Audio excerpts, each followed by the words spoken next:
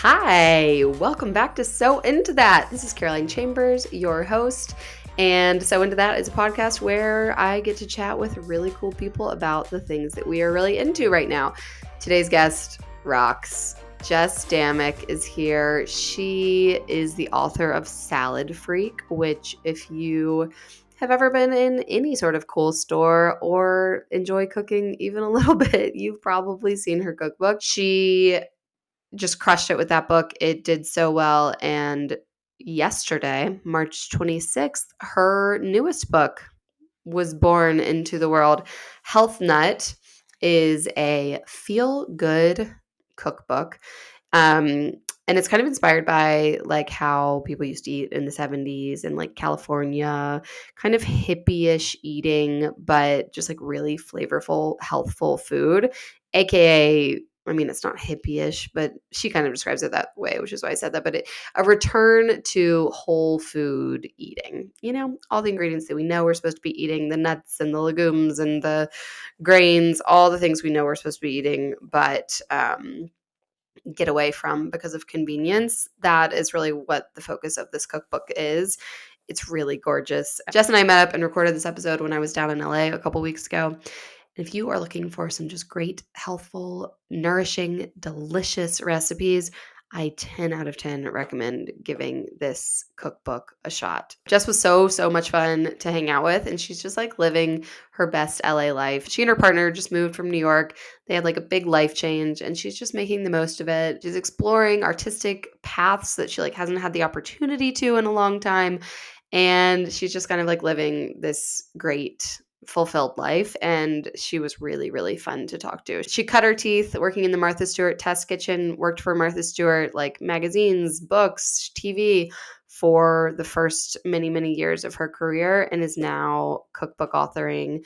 She's just like being close friends with Sia and like creating art for her home. She has all these amazing stories from her life in LA and before, and I know that you will love getting to know her as much as I did. So here's Jess. I was like chatting with my guests this morning, talking with my hands, flew my latte all over the couch. At least, yeah, it's a rental. It's on my couch. Yeah. Jess Damuck, welcome to So Into That. Thanks for having me. I'm so happy you're here. Yeah. We are so lucky that our friend Dan Pelosi connected us. He's so good at that. He is. It's such a skill set. I've gotten better at it in adulthood, but I used to be like, oh, I don't know if those friends will like each other. But some people are just like, I'm going to go for it. Like, what's no skin off my back if they don't get along? And he's a great connector. You know, what I already told you about the psychic I went to go see. You sure did. But what I didn't tell you is at the end of it, I was like, is there anybody who like I can really like rely on right now who's going to like help me? And he's like, I'm not getting a name, but I'm getting like a gay man with sort of a mustache. Stop. And I was like, oh, I think it's Dan Pelosi. And so I'm like, whatever connection he makes or whatever he's putting out there. The psychic had a strong pull. Yeah. Here we are. Thank you, Maui Psychic. Yeah. Wow. Lucky us. Okay. Well, lucky us, lucky Dan, lucky Psychic. First, before we kind of kick off, I would love to hear from you where you are in your life right now. What are you doing? Tell us about yourself. I wrote 2 cookbooks last year, and I feel tired, but I'm ready to go out into the world and promote these books. Yes. Which are 2 very different things. Writing the book and then getting it out into the world are like complete opposites. I've been a hermit in my little home for a long time, and now it's like, oh, I have to be a human again. I gotta brush my hair. Yeah. Stop eating. When you're developing cookbooks, do you eat really weird food? Like when you're not in the active development recipe phase? When I'm in like the editing phase, I eat like I've never cooked a meal in my life. I mean, I go weird. Going back, I never stopped editing because anytime I submitted one thing, I got an email. There were 2 different publishers. So then the other editor would be like, okay, we need this thing. So it was just like continuous. And I told my partner, Ben, I'm going to be on strike like the last 2 months of this year. Yeah. Like I'm not actually going to be cooking. I'm like, what is your like specialty? Like you haven't You need to had hone to it. cook in a couple years. Like I know you can make an egg sandwich. I was like, is there anything else? And he just sort of like looked at me and I'm like, you like, can no, go to that's- Erewhon. Yeah, I was like, I don't care. I just can't even do it. Yeah, like it can be pre-made. It can cost $60 for a tiny tub. Yeah. I don't care. I think so much me. of, besides the act of cooking, like it's the mental real estate of having to figure out what you're going to eat all the time. 100%. Which never goes away. You need Yep. to eat every day. 3 For the times rest a day. of our lives, Yes. we're going to that question will be looming. Yep, that's exactly it. It's not just the making the meal itself, it's planning the meal, getting the groceries, all of the things. Okay, but let's back up because you are a cookbook author. You've been a professional recipe developer for your whole career.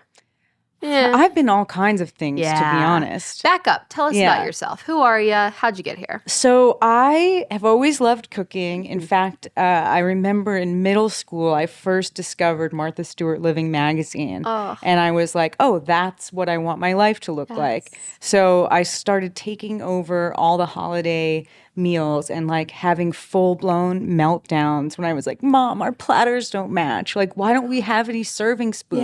Yeah.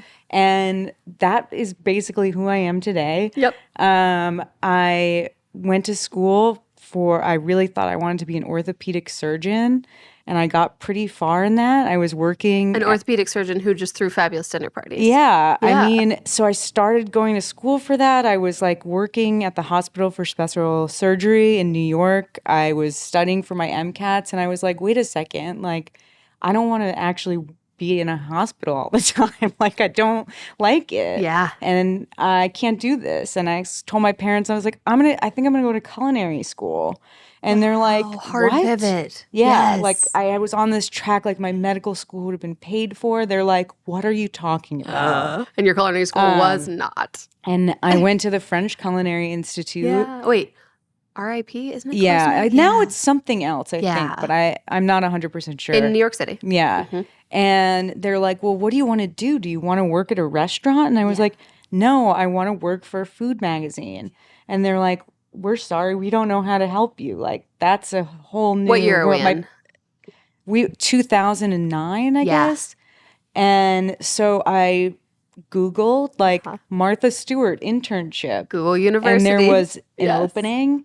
What? And I was like, I had shoulder surgery that summer and I couldn't really do that much. So I went home to my parents' house on Shelter Island and I started a little blog. And in the background of my blog in my kitchen, you could see all my Martha Stewart books. Oh. And the person I interviewed with was like, listen, we saw your blog and we saw those Martha books. Like, you should have this job. That is so cool. Yeah. So like they were like, you're the real deal. We know you're a loyalist. yeah. So You're then in. I went to love I worked at Martha as an intern for like over a year. And I was there all day. And then I went to culinary school at night for that full year. And it was really crazy, but I was like, I'm doing exactly what I wanted to do. So that's insane. yeah, Because you're on your feet all day. Yeah, that long. was a long. I mean, I was obviously on Adderall. Yeah. Like I couldn't have gotten crushing through Adderall and also the other 22 years old. Yeah, Just mainlining Adderall. and it was amazing. I was an intern for as long as I possibly could be, and then I got hired as a food editor for Everyday Food magazine, which was her little digest grocery store magazine. And then we went through some restructuring and I became more of like a culinary producer. Okay. I went freelance for What is a culinary producer at Martha? Like, what does that mean? You're so in the it was test right kitchen, when, kind of digital media was a thing. It was pre-Instagram, pre-TikTok. It was those really were the days. like YouTube was just sort of starting. And we were trying to figure out like, we had an iPad app. And we were like making video content for that, for the like iPad magazine. Yes. And then we developed a few series. So I was involved with developing those series, writing scripts, producing on set, food styling, operating second camera. It was a lot of stuff. Okay. And I got really burnt out. Yeah. Of course, you're wearing every single hat. Yeah. Yeah, just And being paid $35,000 a year. Yeah, it's like, I'm going to go take these skills somewhere else. And I went to Bon Appetit. Okay. And ended up kind of doing the same thing for a little bit. And then what year are we in now? 12, 2014 maybe. You were at Martha for like 4 or 5 years? Yeah, I was there for a while, went to Bon Appetit, and then ended up really food styling all over the place and going back and doing a lot of stuff with Martha and a lot of like one-on-one projects with her, which was amazing. All of her TV shows, Martha Bakes, all of the shows on PBS. And are you developing the recipes and then also food styling them? Yeah, segment chef, like getting everything ready for each, we would do like 4 recipes for every episode or something crazy like that. It was a big operation. Gosh, she's such a hustler. Yeah. I mean, because she has people like you hustling in the background, but she's working harder than anyone else. Oh, yeah. Truly, like Martha and I are going to be doing a talk, and by this she time, was I bet it's out. truly available 2 days, all of March and April. She is one of the, if not the busiest person I know. That's so awesome that she is supporting an employee who hasn't worked for her in many years, but you were a pivotal part of her career in building it, and now she's giving back. She's been so supportive. And I can honestly say it's like, that makes me really happy. It's pretty cheesy, but like she has had such an influence on my life in every aspect. I mean, since truly. You were a kid. And working at her magazine when I did, it was like, a totally different time. Yeah. When you would walk down this long hallway, each aisle was like a different department of the magazine. And there was the gardening department, and there were all these little like terrariums and potted plants, and then the bridal section, and there'd be wedding cakes and dresses, and it was something like Narnia. Like you open a door and you're at a wedding. Absolutely, you open a door, you're in a terrarium. I mean, I never dreamed. I grew up on a place called Shelter Island, which is a really tiny island off of Long Island, and I think I never in high school or even college really found like my people. And I think like walking into that place, I was like, is this real? Like this is heaven, truly. And everyone was so insanely talented.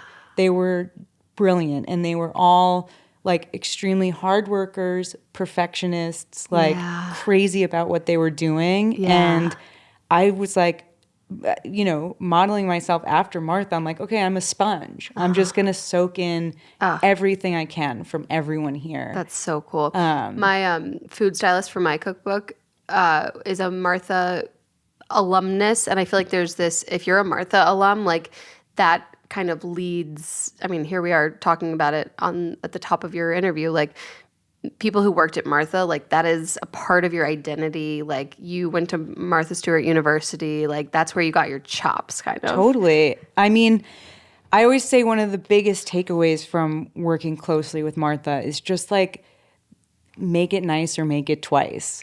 Like do it right the first time. Yeah. Like there's always some sort of shortcut, or you can go get the ingredient that's right there, or not go out of your way to find this thing, or do it the way you should, but it always backfires. Yeah, you're going to fix it. Just like do it the right way. And it's almost impossible to not do it the right way. Yeah. Which is, I think you can see in anyone who's worked there's work, but it does, drive you a little bit crazy. Oh yeah, absolutely. My food stylist, Lillian Kung, do you know her? Lillian? Fabulous. She such a perfectionist. Like we'd have the shot perfectly nailed down. She'd be like, that snap pea is intersecting with that one, the tiny. I'd be like, wow, did you see that? And it's in everything. Like I recently made like 47 plaster sculptures for a friend. And do you want to tell us more about that?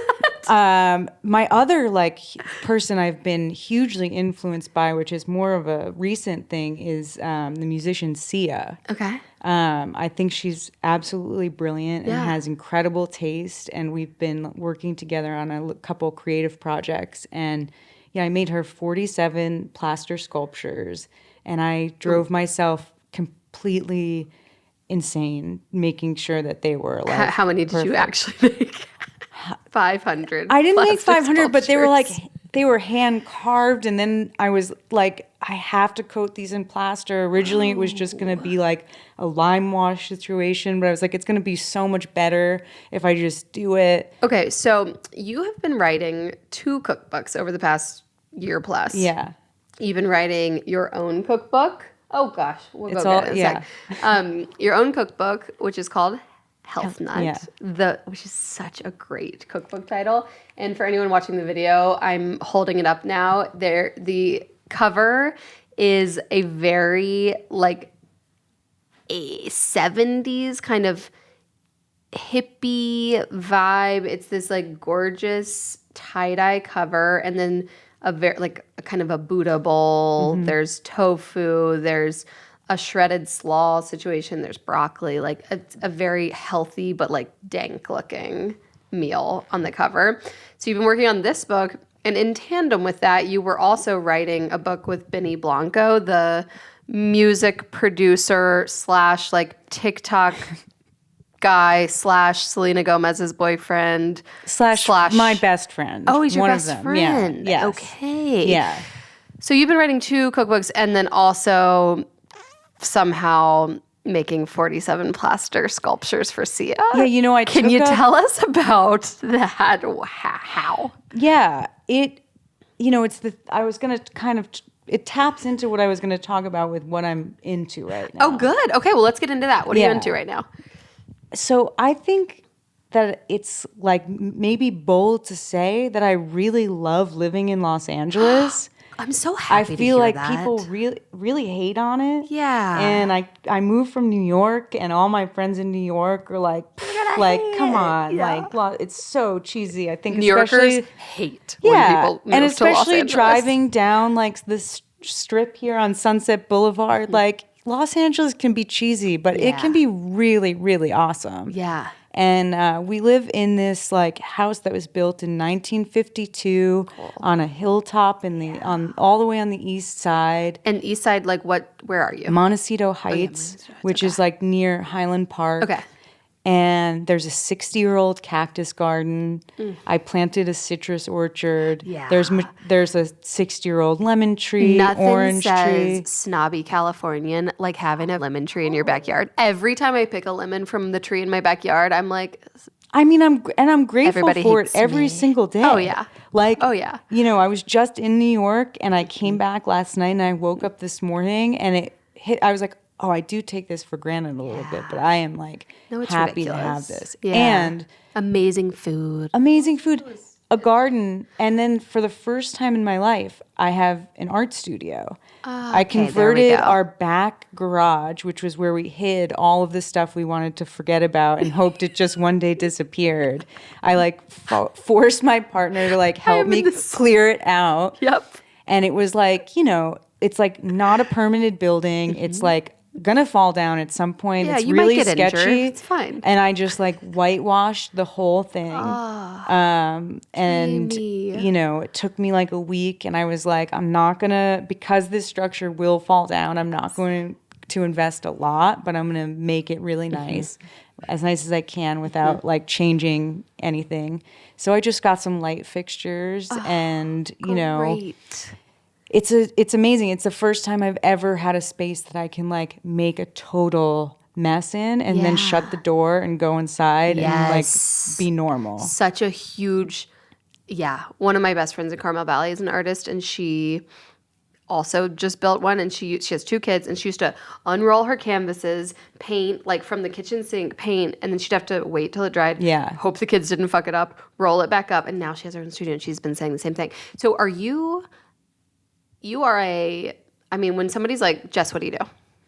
I don't really know. Yeah. I feel confident in saying that I can say an artist. Okay. I think for the first time in my life, it was always like, ooh, I'm a food stylist, I'm this, I'm that. But really what I want to be doing is making art all the time. And do you consider a cookbook art, or do you mean like physical with your hands art? Yeah. I mean, I think what I really went through making Health Nut was like, this is going to be my time capsule of this year. Yeah. Like, I know I'm going to be writing more books. Yeah. And that perfectionism that I have, like, can really stunt a project for sure if you let it. I could spend the rest of my life, like, trying to get something exactly right. And I was like, no, it's going to be exactly right for right now. Yes. And so, you know, it is a risk, I think, to make it a deeply personal project every time you do it. Yeah. And make it, you know, a visual and emotional representation of exactly how you feel. Yeah. But that's what it is for sure. You were saying, I think before the camera turned on, that you started writing the book with Benny first. Yes. So he kind of got his cookbook deal. You guys were good friends before this project Yeah, started? I think the day that Salad Freak came out. Okay, he so was Salad like- Freak is Jess's first book, which you have all seen because the cover is this beautiful thing. It's also just the best book title ever. Thank you. And so I feel like it's everywhere. Everywhere I go, tiny bookstores, big books. There's a lot of Salad Freaks There's out there, a lot it of turns freaks out there. Yeah. Yeah, like it has a life of its own. And I'm hoping there's a lot of health nuts, too. Oh, there's so many health nuts Yeah. out there. But Salad Freak was your first book. Okay, so go on. Yeah, so that came out in March 2022. Okay. And Benny and I, prior to the book release, had shot together. I wanted him to understand kind of what this process would look like. And then the day the book came out, he's like, okay, I'm ready. Let's get started. Does he cook all the time? Like he does. Yeah. Music producer. I don't know what he called it. He's a music producer. He's a music producer, Yeah, okay. and he really, really loves cooking. Okay. And we met because my partner, Ben Sinclair, directed Dave. Okay. And Benny was on Dave. And it's a very funny show on FX. Okay. Yeah, it's a really... Okay. If you need something to do tonight, it's Great, a good one to watch. I definitely do. Yeah. And they met on set, and Ben came home and was like, there's this guy, Benny Blanco. Like, he's so funny. He's a music guy. He's like, but all he wants to talk about is food. And he's like, so I'm showing him stuff from your book. He's like, but I've kind of run out of things to talk about. So I think we should have him over for dinner. That's awesome. And I had no idea who he was. Yeah. And he came over and I was testing a Passover menu. And I had just taken like a challah out of the oven and I brought it downstairs. And when I had to go like run and get the butter or whatever. Yeah. And when I came back, Benny and Ben had like all 10 fingers each in the challah. And he looked at me and he was like, I haven't even tasted it yet, but I know this is going to be the best thing I've ever had in my entire life. And I say, like, that was the magic moment. Like, I knew we'd be really good friends. I mean, And there's nothing better than people getting into your food and like really appreciating it. And what's also really amazing and has had a huge impact on my like LA experience is Benny's been here for a long time and he has a really amazing community of people. And it's a lot of people who are doing different creative things. There's musicians, there's visual artists, there's all these people, but they're really good people. And I got like dropped into that friend group that he's been building for a really long time. And that was like... So he's a connector, like Dan. And it was it's just like, oh, I'm getting along with everybody here. Yeah. We have people who invite to dinner parties. This is why you like LA. Totally. Like, yes, the citrus tree. Yes, you've got your whitewashed, dilapidated art studio in the backyard. But community. Like, community. Yeah, it's, it means so much. It has so much to do with what my partner Ben and I are trying to do all the time. Just bringing people together, making people feel special. And like, we have like a house where people want to come over all the time. Oh, that's so nice. And that is amazing. Is your place in New York small? Like New York? It's small, but we were just there and we managed to get people to come over to our place there. And I was like, we can do it anywhere. People don't dinner party at least my friends don't dinner party hard in New York City. Well, everyone just wants to go out all the time. It's funny. It's because the food's so good. Our coffee table in our house right now used to be the only table I had in my apartment in New York. So you could I have a very similar experience. You could fit 4 people around it. And if anyone else was like a last minute invitation, like I was like, there's nowhere for them to sit. Yeah. One time Ben was like, Sufjan Stevens is around and wants to come to dinner. And I was like, there's nowhere for him to sit. There's not enough salmon. And that was like, I told myself, I'm like, I blew it. That's the last time I'm ever saying there's not room for somebody. Why did I do that? Room. Yeah. People don't care. Like, have you heard of the phrase FHB? No. Family holdback. Oh, yeah. Just Ben doesn't. I have a hard time. Next time Sufjan wants to come over, Ben doesn't get to eat any salmon. Yeah. Like that's FHB on the salmon. Yeah. The New York City, it's funny. I think that the coziest thing you can do with a friend is like have a meal together and then go like get horizontal on the couch. Yeah. Like really just we digest. call it sitting soft. Sitting soft, unbutton the top. Yeah. Your top button of your pants, maybe all the buttons of your pants, and just like then you veg out. You have your after dinner cocktail or your tea, whatever. And in New York, at least again, my friends, no one cooks. Everyone is like Carrie Bradshawing, like using their ovens as pant storage. And so we go to restaurants and then it's over. Yeah. I don't want it to be over. Yeah. I want to wrap out on your couch and like talk about shit. In the dessert sit. section of Health Nut, I speak about exactly that. I love that. I mean, the after dinner moment, almost the pause right before the dessert happens is really, to me, the best digestion moment of the evening, and what has more of a lasting impression on people than the dinner party itself. Yeah. You can have this like really magical evening, but if you're like, get out, like that's it. Here's your like, go. Yes. Then you're like, I don't know. It's the like slowing down and actually like, it gets a little quieter. You're maybe a little closer to people. You can really have you're like on the couch touching. Yeah, you're having better, like deeper conversations. Yeah. You're like maybe making more eye contact. Yep. You're not like shoveling stuff in your face. And I find like if you can give someone a bite right then that they like will blow their minds, they'll remember it forever.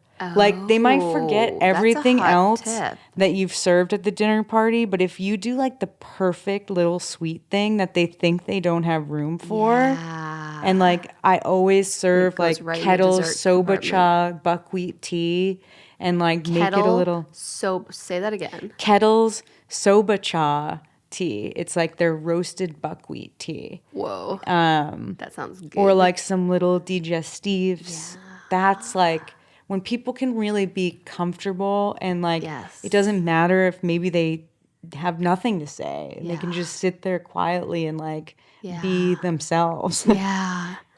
Think about how they ate too much, but it doesn't matter because they're on this comfy couch drinking soba chud. Yeah, it's like you have somebody in the dream state for just like a little bit longer before they have to wake up. Okay, so if there was one perfect sweet bite from Health Nut that you were going to serve somebody to blow their little mind, which one would it be? So Marion Burroughs made this plum tort in the New York Times, in I don't know what year it was. The best. But it's basically the perfect recipe. Yes. And I have something based off that in this book. Great. And I was like, I'm not reinventing the wheel with this one. It's something that exists out in the world. Yeah. But what I want everyone to know is that it doesn't have to be plums. It can truly be any fruit you have, even if it's like almost rotting at the bottom of your refrigerator. The oven I'm like, if you take this out and serve it semi-warm to people, they will be delighted. Their little minds. Yeah. I have made that plum tort on many an occasion, and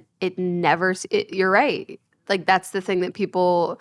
Gosh, it's so funny. My editor for my newsletter, What to Cook, she came over for dinner before she became my editor many years ago, and I served that, and she still will be like, "God, that plum tort. How about that?" Yeah, I mean, it's perfect. I mean, and here in California, it's like. There's always some sort of fruit in season that's like delicious and beautiful. Yeah. And it seems like something that is much harder than it is. It really honestly takes 10 minutes to put together. You butter, sugar, have all those things on hand most of the time. And like, it's usually what I'm like pulling together as people are walking in. Cause I like, my time management's fine. I get everything done, but I'm a little bit chaotic. Totally. And then they're like, oh my God, you're even making dessert? Yeah. And nobody knows how easy it is. Yes. I mean, I guess hopefully and it looks everyone so will know impressive. now. You come out, it's Yeah. gorgeous. I used to, on the time management thing with having people over for dinner, I used to really stress over having it all done before they got there. And recently I have 3 kids. Like, it simply isn't going to happen. And usually, like, they're bringing their kids. I now have fully leaned into, like, sometimes I don't even get this start cooking until they arrive. Yeah. And I'm like, come into the kitchen. We are doing this together. Like, this is a community effort. There's also a difference between, like, having people over and a dinner party. Totally. It's a dinner party. Like, I'm going to treat you like a fucking queen. You are there. The meal is done.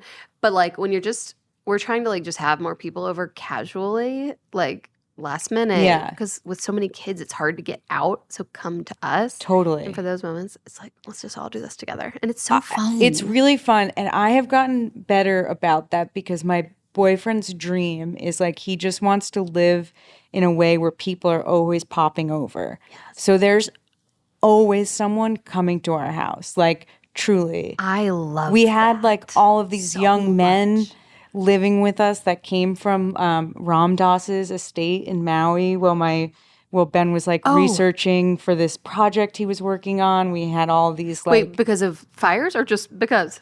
No, he was doing a project based on the life of Ram Dass, and he was researching, and we, like, met this amazing spiritual community, and he was, kind of gave an open invitation. He's like, hey, if any of you guys are coming through LA, like, you're welcome to stay at our house. And, like, now we are. Everyone accepted his invitation. And so we had all these, like, young men come through this past year, and Ben filmed a project down the street over the summer that was sort of an experimental, unscripted thing. And there were 20 actors involved with that, and a lot of them stayed with us or down the street. And do you like this? Do you like the open door policy as much as he does?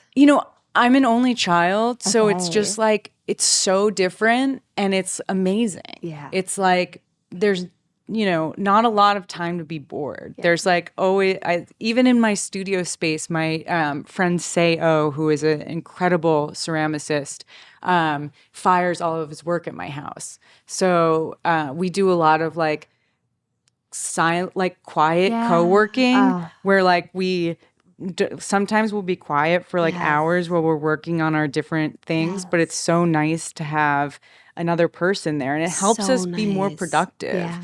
Because they're kind of you're seeing each other, and you can't just you're, sit like, there looking over, and, like, I'm like, wow, he did, like, all these things while I was like staring out into space or whatever. Companionable silence. It's nice. I think it's one of the things that I miss most now that I'm a mom.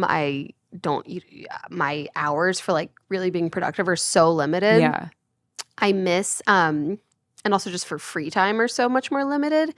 I miss just, like, the days when I lived in New York City after college, like, we would just have friends over to just sit on the couch.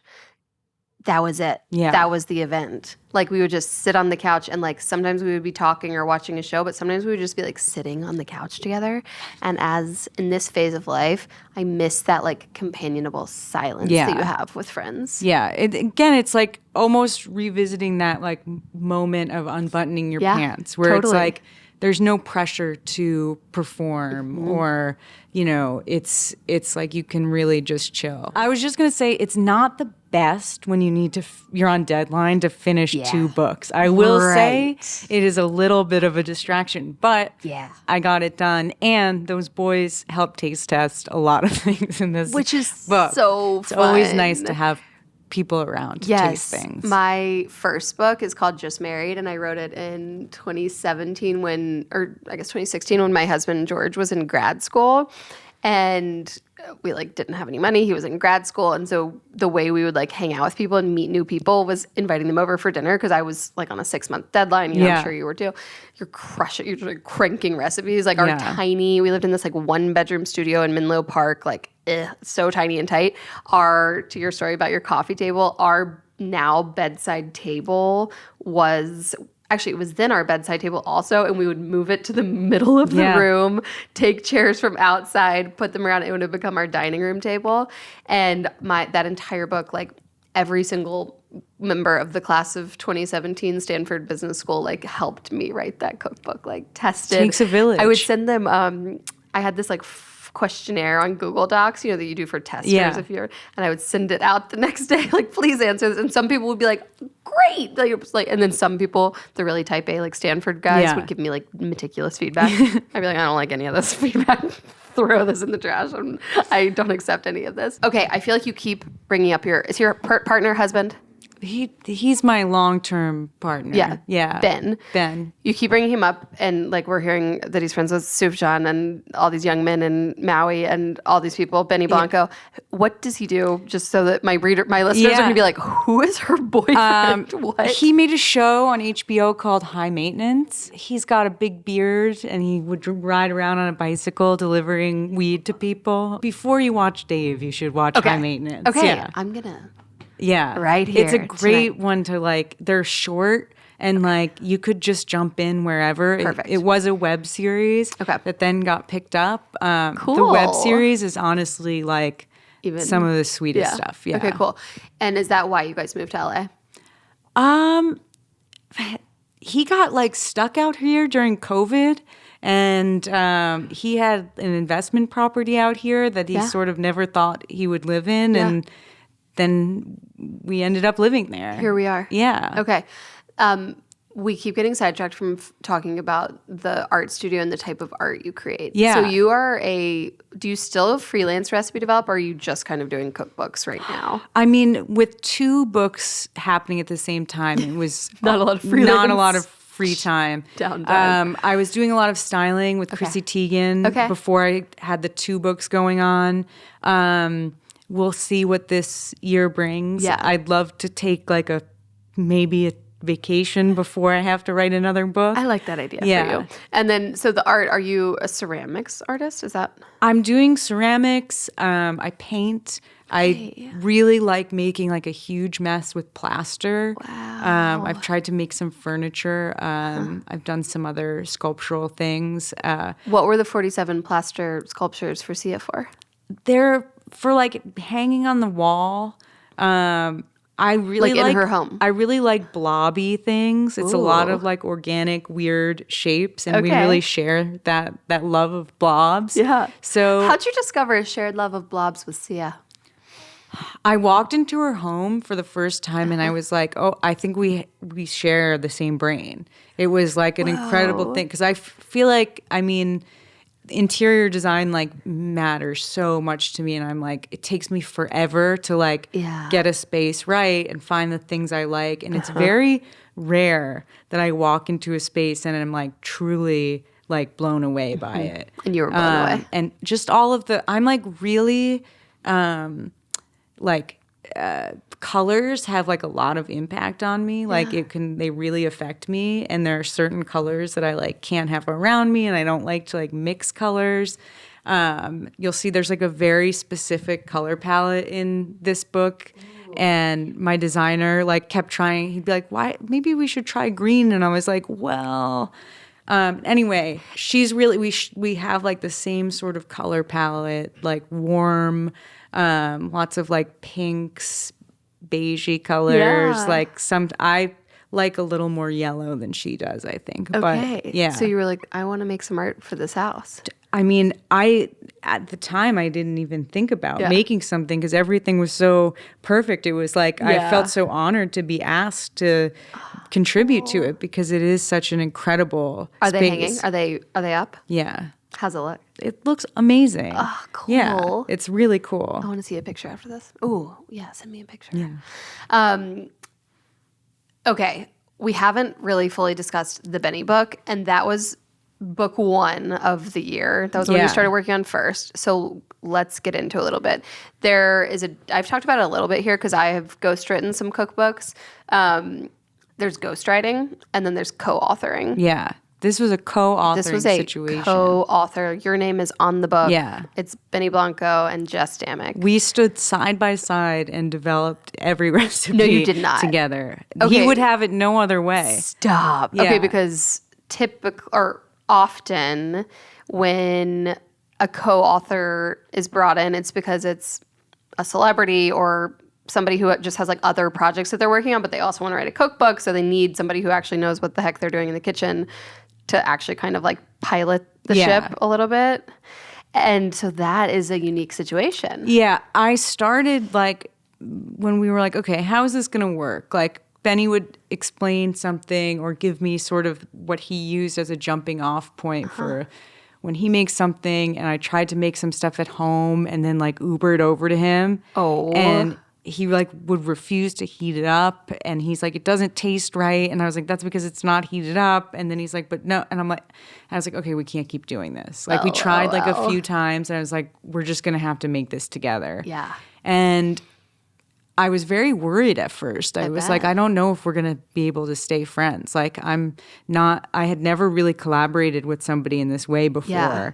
And I was like, it was tough. Like, you know, when I'm developing a book, I can wake up first thing in the morning and just like get a rhythm and, you know, get a bunch of recipes done, do whatever I want to do with my day. It's not trying to... Or if you weren't vibing, go to your art studio, go on a hike, like do something else and then come back to it. But this was like, I was competing, like, you know, Benny would be like, these are the hours I'm available. Yeah. Like, SZA has to record something at noon, so we need to finish it before then, or you can come after. And he has a lot of stuff going on. But he really made the time to do it. We did everything together. Trying to get information out of a musician's brain is something I'm familiar with, but like it was never a recipe before. Right. And that, I think, was probably the most challenging part. You know, Benny's a home cook. He is a great cook, but a lot of things he does because he likes how it tastes. He doesn't know why he's doing it. Yep. You know, and... This is like trying to get your, you know, aunt who has the best dish at Thanksgiving to write down her recipe. You go home, you try to make it, and nothing works. Yeah. Because like... And that's sort of what it was like. She doesn't actually... She cooks with emotion, not with... Even if we were together doing it side by side, he would make the recipe that we had written down, and he was like, this doesn't taste right. And I was like, I don't know what it is. Yeah. Like, I can't... I'll never know exactly what you want it to taste like. Yes. So it was a project. It took longer than we thought. Yeah. How long did you guys work on the book? We started in March 2022. We finished in December of 2022. Yeah. Shot it in January of 2023, and then it took a long time to edit. Yeah. Wait, so... Oh my gosh, I ghost wrote a cookbook, so I can't say who it was for a musician, and I had a very similar experience to you, and I wish that we can talk about it once the recording's off. It's funny. I mean, I've dated a lot of musicians. I'm friends with a lot of musicians, and I am like familiar with how their brains work, but like I think as a creative person myself, it's not always like a great combination because I'm pretty chaotic and like not exactly like the most organized. Yes. But Benny and I did balance each other out in a lot of ways. He is really organized. Okay, good. You know, he also really loves to clean, which worked out really, really well for me. He likes to joke. He's like, I'm your assistant. And he's like, if you ever do another food styling job, he's like, you should just bring me as your assistant and see what happens. It's cute. I really like that. Yeah, it was great. So you're working on this book with Benny, and then Salad Freak is a success. Your publisher wants to write another book with you. When did you start writing that book? Well, I signed the paperwork in October of 2023. Yeah. Where are we now? No, 2022. Oh my gosh. So you're really overlapping with the Benny book. And I thought that I would be done with Benny's book in like November and then have December and January, and then I'd shoot Benny's book in February, and then I was supposed to hand this in April of 2023. And Benny's book I couldn't really juggle two projects in my brain. And originally, Abrams had wanted this to be a vegetable book. Oh. And so like my proposal was a list of like 120 vegetable recipes. Yeah. And then I started, the first recipe I developed, there's a miso tahini butter with a sweet potato bread. Yum. And I was like, this is like probably the best recipe I'll develop in the whole book. I would like to bake more things like this. Yeah. And I don't think I want to just write about vegetables. You know, I love vegetables. Yeah. And I saw like what was happening. And it's like you want to kind of make it a precious book. Like there are so many precious vegetable books out there, or vegetable books that are illustrated. Yes. It seems like it's like something happens precious. Because people are like, oh, they're beautiful and they're so amazing. And I was like, well, people already know how I feel about vegetables because that's what Salad Freak was. Yeah. And I just want to do something different. And Benny's book is dinner party menus. It's a lot of stuff that I don't normally cook. It's a lot of fried chicken and macaroni and cheese and queso and you know, it's heavier stuff. So is each chapter a menu? Yeah. Oh, that's fun. Yeah. And Benny's very strict when we cook. He likes to know what we're making like very far ahead of time. Okay. So he can plan everything out so he can get all of his ingredients. I'm like I can never give him an answer. Yeah. Like if I have to go to the farmer's market and be like, oh, what like color and shape do I feel inspired by today? So I'm like, I'm going to be the wild card. I'm sorry. I don't know. But it's all of his themed menus that he likes to do. They're things we really have cooked on numerous menus. Like give me an example. Like Greek or steakhouse night. Cool. Fun. And it's all stuff that we like made a million times. Yeah. And it's really fun. But after making whole menus on a very regular basis, I would come home and I'm like, well, I still have to develop a book, first of all. But also I like need to eat like very clean, nourishing food. And I used to live next to Angelica Kitchen in the East Village, which is no longer around, unfortunately. But it was like the ultimate like vegetarian restaurant. Yes. And it's like, even then, it's the kind of food that I crave. Mm-hmm. It's like brown rice and vegetables, and it's simple, it's clean, but to me, it's like, it's not boring at all. No. Like if you do it right, if you mix textures, there are certain ingredients that like add so much. But I was also like, I don't want to have to go to more than one grocery store. Yep. I'm probably honestly going to order it from Instacart or something. Yeah. So like if it's something that can fuck up, never mind. Yeah. I'm going to end up with 20 jalapenos. And more than anything, I'm like, I don't want to do a lot of dishes. Yeah. And I think that, you know, I own so many vegetable books, and none of them are that simple. Yeah. They either require going to specialty stores for ingredients, going to the farmer's market, or, you know, making all of these different components, using every pot and pan you have. Every single one. And I think that's where... Going from the steamer to the skillet to the... I'm like, what? Yeah. And I think, you know, I have many, many years experience developing recipes for magazines. And that was something we always thought about. Yeah. How many dishes are you going to use? Yep. Like, how can you simplify that? Yep. Like, do you really need to use half an onion or half of some weird thing? Yes. Like, can you just use the whole thing? Just get a smaller onion. Yeah. Yeah. And just really trying to make it's like a lot of what I would call like a Tuesday night dinner. Like you have to eat on a Tuesday, but you don't want to have a huge production. But what I think is really, I'm excited about is you could definitely have people over and I've done it many, many times, and they're so psyched to eat this way. You haven't served him any of this to Sufjan Stevens, but to other people. The invitation is open. He can come anytime. There's some delicious salmon recipes. Salmon for Sufjan. Yeah. Okay, I'm just looking at how the book is organized. So we've got breakfast, smoothies and tonics. Ooh. Beans and legumes, soups and grain bowls, snacks, And sides and salads. Yeah. Okay. Snacks, starters, sides, salads. Yeah. I like the all acids. It was hard to like, I felt like bowls are their own category. Yeah, I love that has its own chapter. It's exactly how I want to eat. Yeah.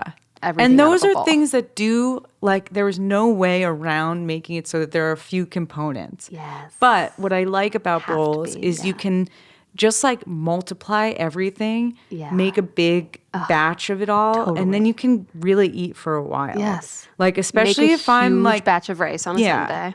Like steam a bunch of like squash or sweet potatoes or whatever, or roast whatever you have on hand. Yeah. Make a big thing of the sauce, and like you'll have one day of doing a lot of cooking, but you'll have another meal or two out of it. Mix up your sauce and you've got a totally different meal.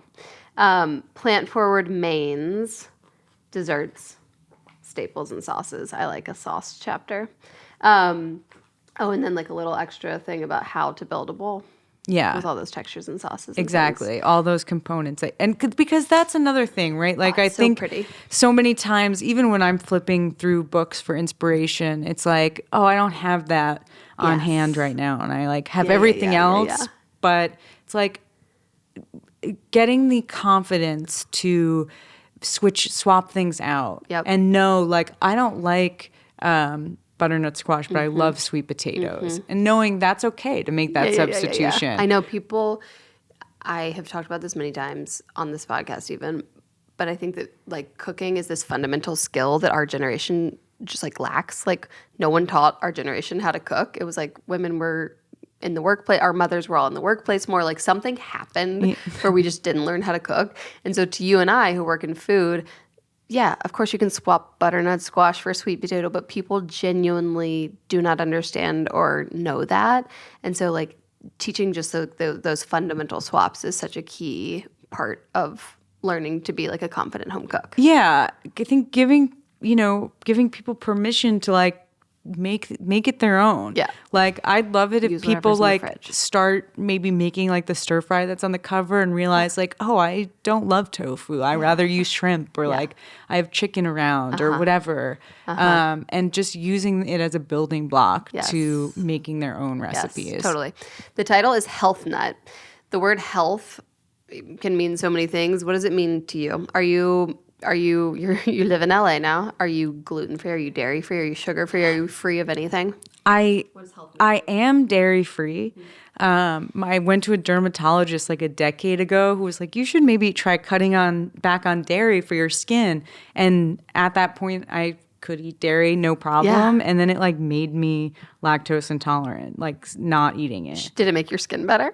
I'm looking at you. You have gorgeous skin. Yeah, I think it's better. So it's like, but I'm actually trying to like reintroduce a little bit of dairy because it's like, I just don't like to be limited. Like I like to be able to try everything. But I do eat like sheep's milk cheese and I can eat butter.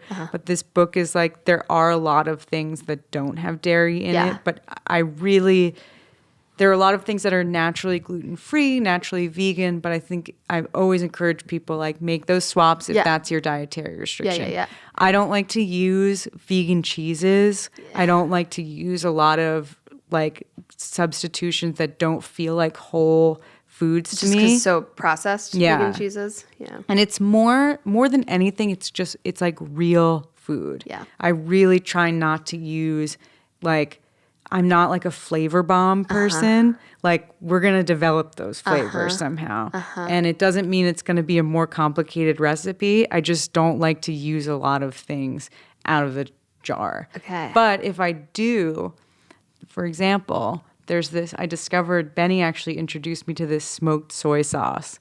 Oh, I don't know if you've had it. It's like, I haven't had it. It's like the fussiest ingredient I call for by far.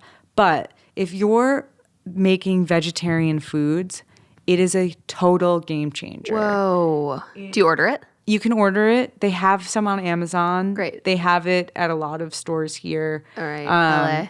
Yeah. Never seen it before. York. You can order it from like SOS Chef in New York if you wanted to. You only need a little tiny bit, but it goes such a long way. Do you use it in this book? I do. But if you don't have it, regular soy sauce and smoked paprika is a similar thing. Yeah. And it's just adding this like depth of flavor and umami that like I've just found it to be a real like game changer for all of my vegetarian dishes, whether it's like a lentil soup or a stir fry or, I mean, it goes on forever. Okay, cool. Yeah. Smoked soy sauce. I'm going to add it to my list. Do you feel like, I feel like the word health can have so many connotations for people. Like I feel like sometimes I'll use it, the word, I don't know, healthy weeknight dinner or something as a recipe, and I'll get like pushback. Like, what is healthy? You know, using the word healthy is, but I just get some kickback. Have you experienced that? Do you know what I'm talking about? I know what you're talking about, for sure. And I have like a disclaimer in the beginning of the book. Like, I'm not a nutritionist. Yeah. I went to the French Culinary Institute, but I worked at Martha for a long time. I grew up sort of with parents who were hippies and didn't let me eat sugar. Yeah. Like, this is the food I feel really good eating. Yeah. It's mostly vegetables. I don't use a lot of sugar. I don't use a lot of butter. I don't use a ton of oil. But it's like clean, good, and real. Yep. And I think those are the like big words for what that's what healthy means to you. Yeah. Clean, good, real.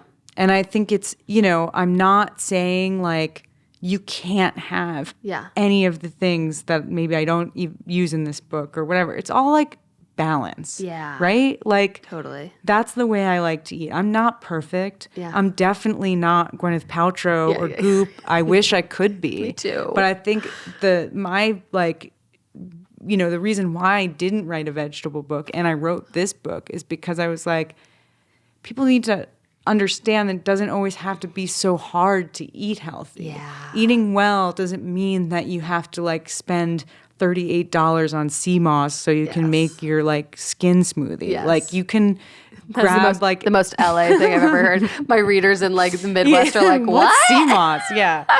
$38 smoothie.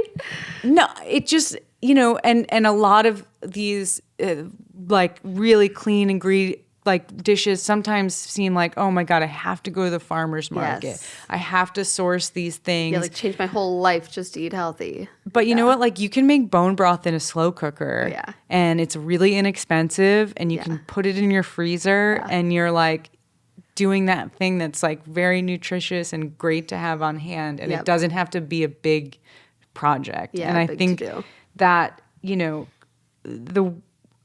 talking about like health is a loaded word, so is wellness. Like, oh my God, the wellness and industry, it seems like such an aspirational thing. Totally. And I didn't want to add to that. Like, yeah, I think that's what's very cool about this. I think a lot of the like healthy cookbooks that have come out recently are, and it's funny because it is your aesthetic, like that beige, very like clean, simple, beautiful aesthetic that can seem so attainable and like almost unapproachable. Like, well, I can't afford to shop at Erewhon for my vegetables, so I can't afford to do this.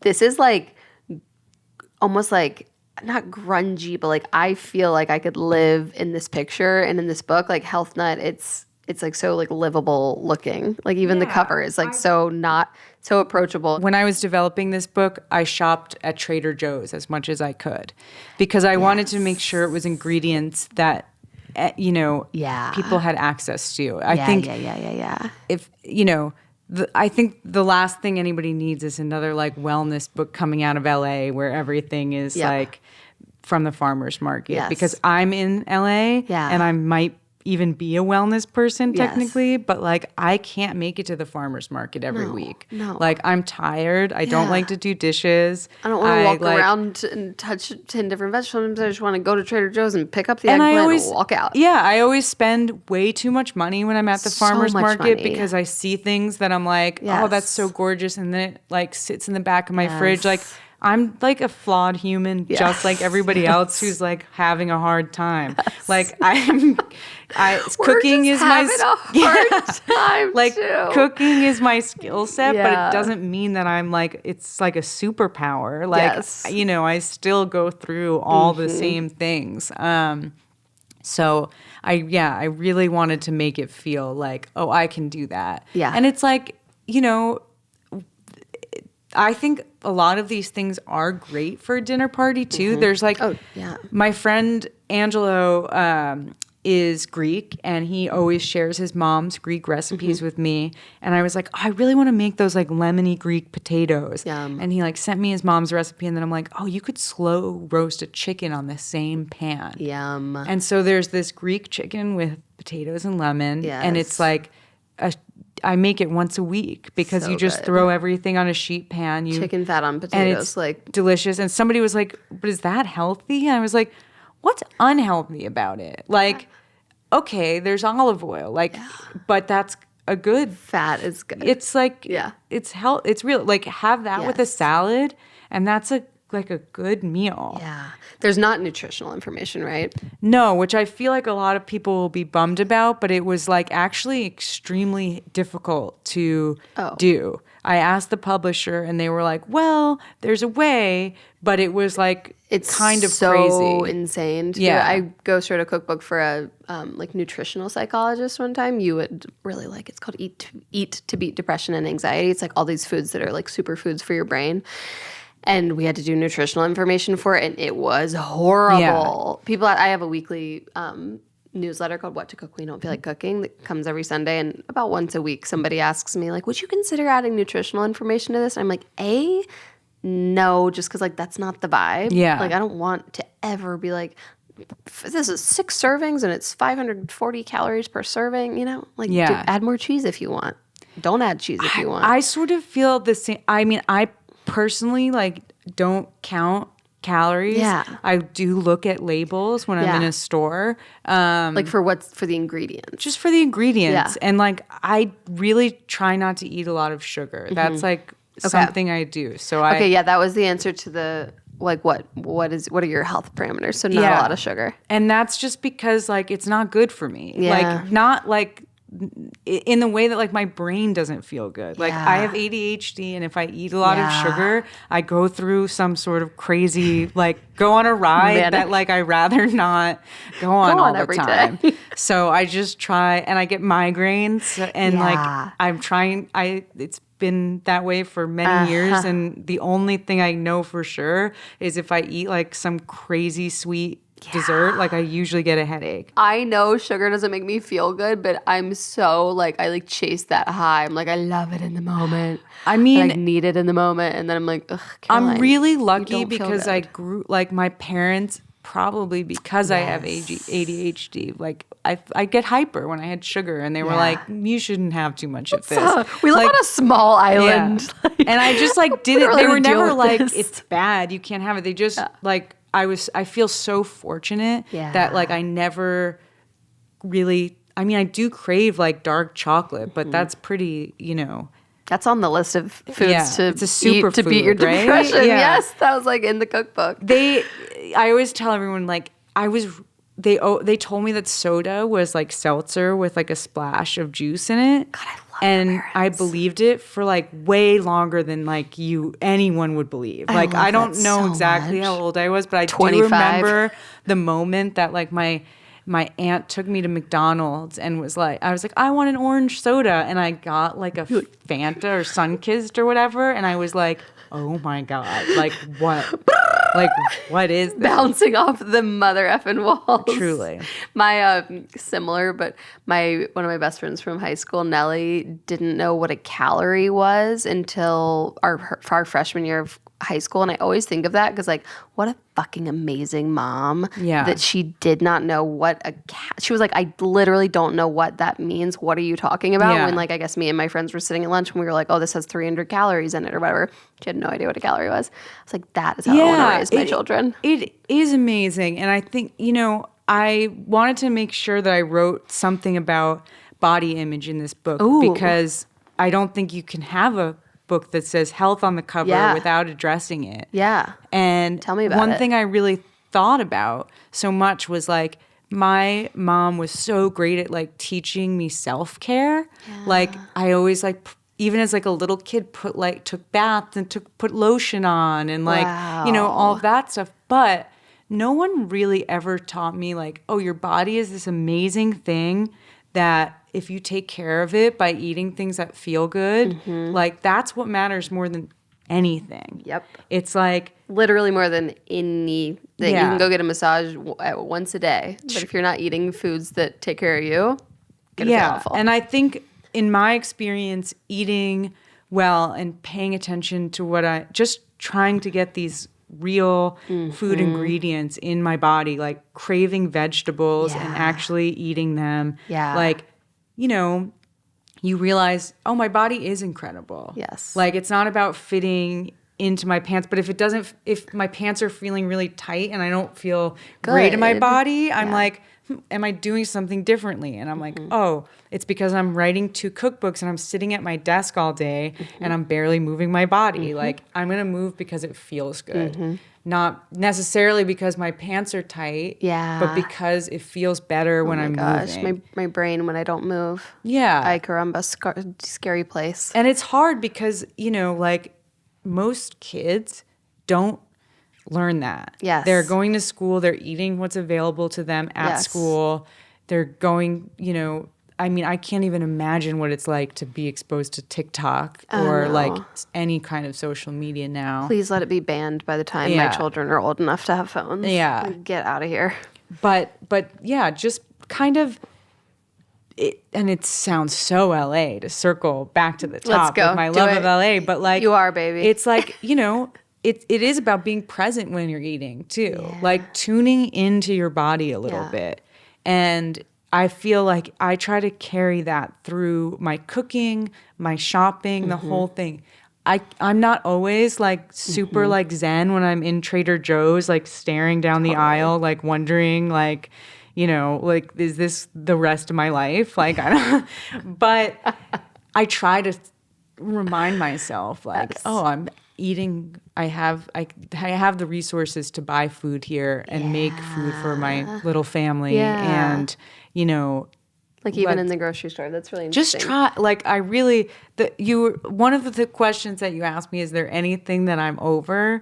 And this is as cheesy as it gets, but I'm like, I was around someone the other day who was like so negative, and it totally, like, I feel like I'm not an extremely positive person necessarily, but you're not negative. I really try not to complain, and I have an awareness of like, I catch myself when I'm doing it. And I did it a lot while writing these 2 books because I just felt really burnt out and like my brain was tired and I was cranky and like ever. But I am like, negativity is hard to be around. Oh, it's so hard to be around. My friend Jessica gave me Manly P. Hall's like little book of like the things he sort of lived by, and in the first chapter it says like, if you're worrying all the time, no one's gonna want to be around you. And I was like, you know what? That's so really true. I'm like, how refreshing to read it that way. Yes. Oh my gosh. Like, just cut it out. And everything's pretty, like, it's not, I mean, sometimes things feel horrible and unbearable and you don't know like how you'll get through the day for sure. But like having that moment where you can like check in and be like, I'm actually okay at this moment. Yeah.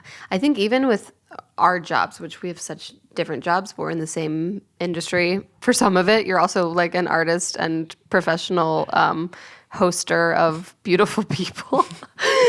But our, you know, overall blanket job is sort of the same. And I used to get so stressed. I'd be like, I'm supposed to have a recipe up tomorrow. I'm supposed to have done this. I'm supposed to have done that. And like, just the awareness that like nothing that we're doing is really pressing. Like, we're putting all this pressure on ourselves that no one else is if we don't post a recipe, if our cookbook comes out a month later, if whatever, like nobody's life is really gonna change. There's like a lot of really scary and horrible things going on in the world right now, and like we're trying to do something that adds a little beauty and comfort, positivity, and it's easy to feel like the world is ending somehow when you like can't get your lentil loaf just right. But like it's gonna be okay. Great example. You were just talking about mindful eating, and it made me think. As a mom, I think especially when my husband's like out of town or working late or something, I so often will eat just like kind of scrappy things of what I've fed the children, like standing in the kitchen, just like get calories in body as fast as possible so that I can like go take care of these 3 gremlins that live in my home. And on the nights that I do that, 30 minutes later, I'll be like, I need to eat dinner. And I'm like, Caroline, you just ate a 600 calorie dinner or whatever. Like you just ate a full, you got all your protein, you did it all. But because there was no intention behind it and because there was no moment of pause and like realizing what I'm eating, it's like my brain doesn't even register the fullness, the satiation. It's a real thing. It does really annoy my boyfriend, especially when we're like traveling, but like I need to eat actual meals or like everything, my whole system starts to break down. Like I can't keep track of time. Everything starts bleeding together. My days are around meals. Yeah. Tracked by meals. Yes. And whenever we have like a Volkswagen van and we like do a lot of trips up by you, actually, that's our favorite place to drive. And I'll be like, it's actually like getting to be that time again. Like, what are we going to have for dinner? And he's like, there's like a can of beans in the back. Like, can't we just heat it up? And I'm like, well, actually, like, do you think we could stop because it's not really like a meal? Yes. I bet you're also, when I'm traveling, my husband will be like, oh, let's just grab lunch. He's like, there's a restaurant. I'm like, you're just going to point at a restaurant and go? We are in Italy, we are in Greece, we are in LA for one day. Every meal is very meticulously planned. I have gotten more flexible, more chill. For sure. Because in the van, it's because you live in LA and New York, you get good food all the time. Well, we've done some trips through so far, like Arizona and Utah, and we drove across the country a couple years ago. In the van? Not in the van. I was going to say. In a Subaru. Yeah. But yeah, we have different qualities we bring to our vacation times. Yes. Okay, you're out on just kind of negativity in general. Yeah. In people around. Totally agree. What is something that made you laugh really hard recently? I was in New York, and some of my like longtime best friends live in New York, and my friend Hugh, who we're like truly soulmates. Like there's no one, even my partner Ben, like I don't know, Hugh, like he's known me since I was like 14 years old. So we really have a connection. And Ben and I were cleaning out our apartment and getting rid of stuff. And Ben was sort of just holding up stuff and showing Hugh and I. And he's like, do I need this? Do I need this? And he holds up a squatty potty. And he's like, does anybody use squatty potties anymore? And Hugh said, I don't know. Every time I use one, I feel like Smeagol. And I like lost my mind. Well, that's fucking funny. Yeah. That's why you lost your mind. I have an instant visual. It. Yeah. There is nothing like walking in on your partner on a squatty potty. Like there is nothing less attractive than seeing somebody else knees up. Yeah. But yeah, people do still use squatty potties, Ben. Did he get rid of it? He held on to it. Yeah, good. He put it in the area under the stairs. Speaking of health nut, very good for the old GI tract, a squatty potty. Yeah. That could be a thing that I was into, in fact. I love a squatty potty. Okay, thank you for that fabulous visual that we all get to take home with us now. You're going to have a great answer for this, I feel. This is basically, this entire book, Health Nut, was based on what you cook when you don't feel like cooking because you had just been crushing dinner party menus for months on end. What do you cook when you don't feel like cooking? Honestly, this is how this tofu stir fry became the cover of this book. Oh, good. Because for years, like a stir fry has been my go-to thing. Good. And I've made what feels like, and I wrote in my head note, like I've made millions of stir fries, and like the proofreader was like, we should change this. I hate when the proofreaders I'm like, no, I'm like, it feels like I've made it a million times. Anyway, this is like after millions of stir fries, this is the one that I have come to like I try to keep these ingredients in my fridge because it's like I love the textures. I love the flavors. It feels so nourishing, so gorgeous. fulfilling. It really like hardly takes any time at all to make. What are the sauce ingredients? It's like ginger, garlic, and soy sauce. Ginger. Yeah. And a little sesame oil. Yeah. And like you can use frozen brown rice. Oh, totally fine. the best. Like you don't have to think about it ahead of time because I was going to ask you if you're a fan of the frozen rice at Trader Joe's. I like don't care what anyone does. I'm not going to tell anybody that they have to buy Rancho Gordo beans and soak them because I love them. Thank you. And they're so good. Yes. But I have like I never remember. No, you couldn't pay me to soak a freaking Rancho Gordo I mean, bean. Sometimes I soak them and then I forget about them. Yeah. I like not a chance. Anyway, give me my can of chickpeas or give me death. This is like 100% you could buy everything at Trader Joe's. Yes. You could walk out of there like it's not crazy expensive. Yep. Do we fry up the tofu on its own, take it out, and then do the veg? Yeah, tofu I think going together? That's my tofu technique. Yeah. I mean, my stir fry technique, really. Like, unfortunately, if you want the veggies to really feel good, you've got to kind of do it in batches. Yeah. That's fair. And then the tofu, you're going to like it way more if you give it a little of its own attention. I had to like write a little like warning on the back that there wasn't like that much tofu in the book because I like that. There's like a normal amount. Because you think somebody would see this cover and be like, this like girl loves tofu. This is a tofu book. Because that's what I think even Abrams was worried like, hippie health food is unappealing to most people. And I was like, but I don't want to trick anybody. Yeah. Because there's a buckwheat brownie in this that like a lot of people are not going to be into at all. But like, I love it and I'm going to put it in this book. And my designer was like, I think you're really brave for doing that. And I was like, yeah, I am. Thank you so much. Brave. Okay, this episode is going to air on March 27th. So hello from the future. Your book came out yesterday. Wow. And I'm feeling great. I was about to say, how do you feel? I'm having a party at Rachel Comey in Soho. Fuck yes. Is it a ticketed event? Anyone can come. Okay. Wait, on March 27th? On March 27th. Pop down, New Yorkers. We'll be serving, Jess I believe, is a blast. Go meet her. Beach shrub with a little mezcal for the event. Oh, hot. Yeah. Don't wear your beige outfit. Bunch of ladies. We're allowed to have a beet-based drink in a store with extremely nice clothing. That's literally and I terrifying. think that's cool. Jess, thank you so much for being here. I cannot wait to cook from this book. It's gorgeous. Everyone go get it. It is out. It is anywhere you can buy a book. This book will be there. It's Health Nut, a feel-good cookbook. It's absolutely gorgeous.